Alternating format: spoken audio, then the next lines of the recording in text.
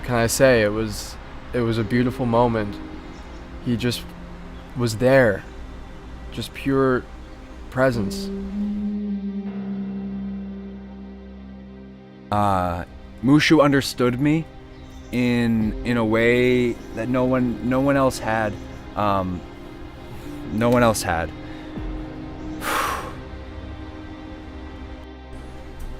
I hate it here. Please send help.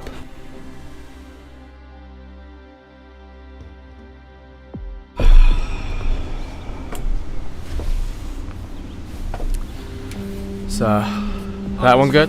Okay. Where to begin? That's the real question. This is a story of intimacy, of romance, jealousy, love, and most importantly, betrayal.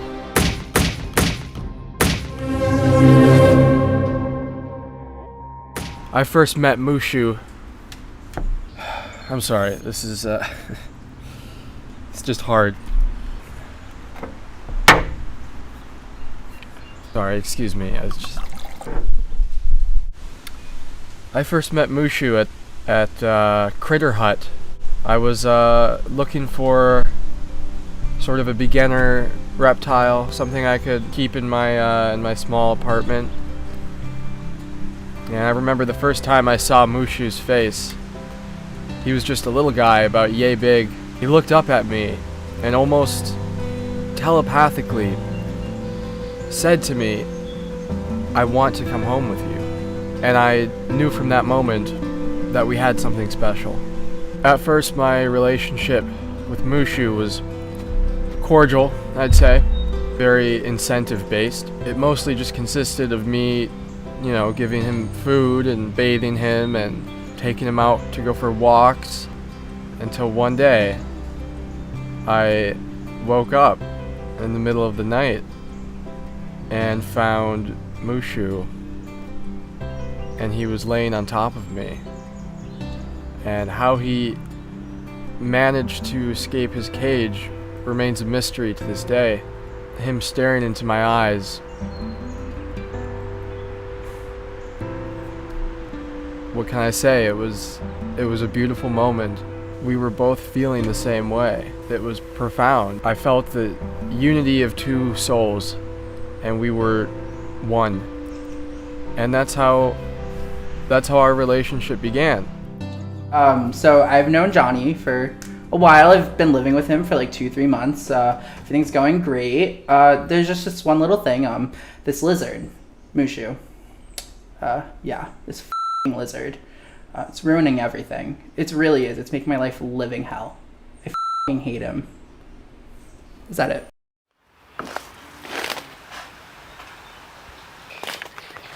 Owen? Who's asking? Hey, we're here for the interview. Would you mind answering some questions for us? Questions about what? Mushu. Mushu. Yes, sir.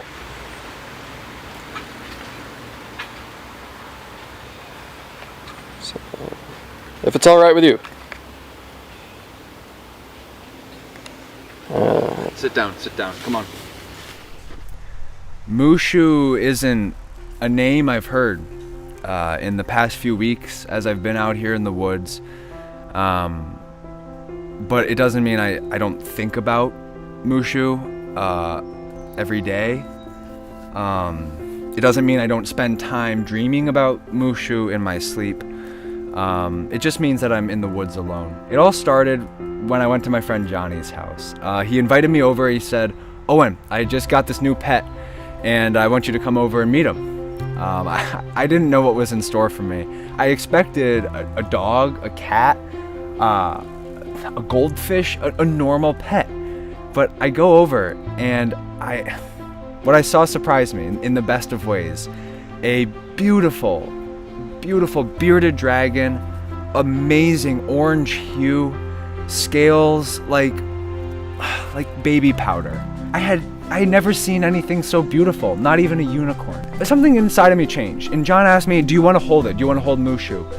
And I said to him, I said no. My heart fluttered a little bit. I wasn't in the place I could hold Mushu. So I left, and I didn't think too much of it. I realized something was different when I had gone to a party and I had met this cute girl. Yeah, so I met Owen at a party, and I wanted to talk to him because he was a cute guy and stuff, and the conversation was going well, and all of a sudden he just started going off, looking up to the distance.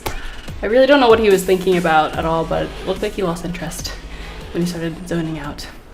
I realized that I couldn't stop thinking about that beautiful orange creature. I couldn't get him out of my mind. And days passed, and I knew something had to happen. And I started going over to Johnny's house. I started making excuses to go to Johnny's house. My toaster broke, I need to use yours. I would come up with any excuse I could. But the truth is, I just went to see my friend. Maybe soulmate's a strong word, but my soulmate. Owen started to hang around the house a lot more. And he would begin to help Mushu with the dishes after if I cooked a big dinner. He would take out the trash whenever Mushu would do the same, and it was very odd. It was almost like he was trying to seize any opportunity he could to be alone with Mushu. It got to the point where I wouldn't even go to John's house when he was there. His roommate would let me in, and I would just go over to Mushu's cage and take him out, and we'd talk. We'd tell each other things that we didn't tell anybody else. It was an emotional revolution. I started pushing other people away. I stopped caring for my own mental health. I stopped caring for my own physical health. The only thing I cared about was Mushu. Mushu understood me in a way that no one else had. No one else had. I think the moment I realized that I was being cheated on was when I came home and found, I'm sorry, this is tough. I found Mushu and Owen holding hands, and they quickly ceased once I came through the door. I've never cried so hard in my life. He was pissed.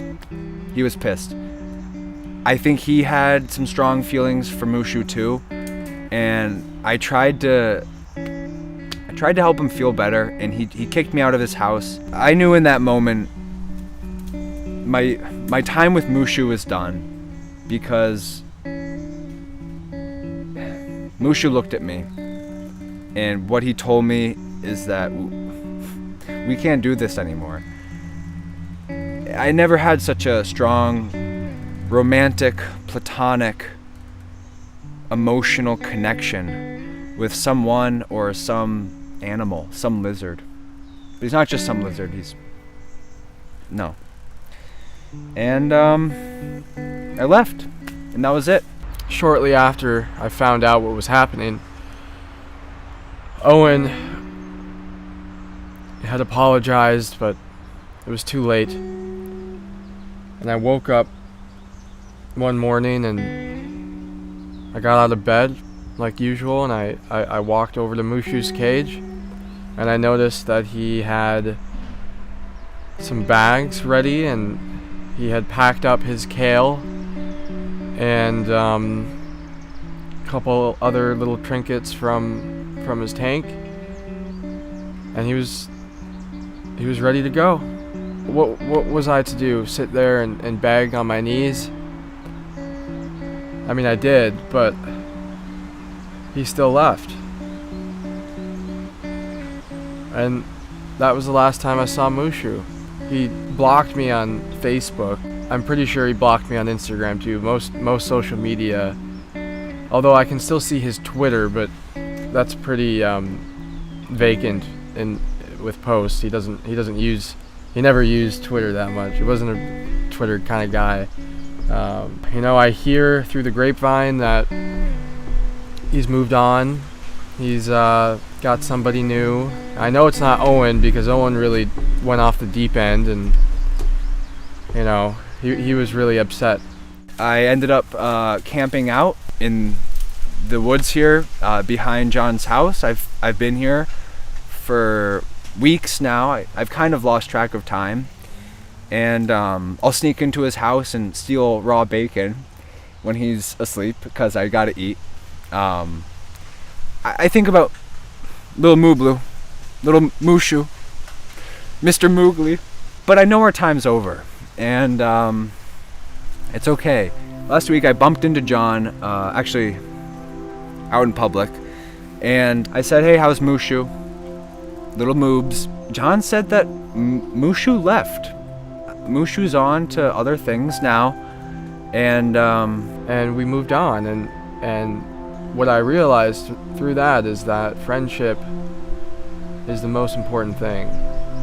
I think that our friendship is returning to normalcy. He doesn't know that I'm living behind his house. That's not something I told him, but I might eventually. I don't know.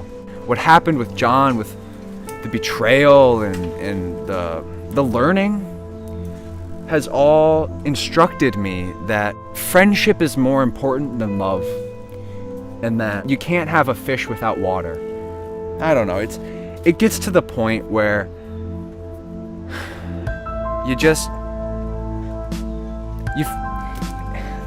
I don't even know. I don't really want to talk more about it. It's so intense. But I don't know. I miss Mushu, and I'm glad John and I are becoming friends again.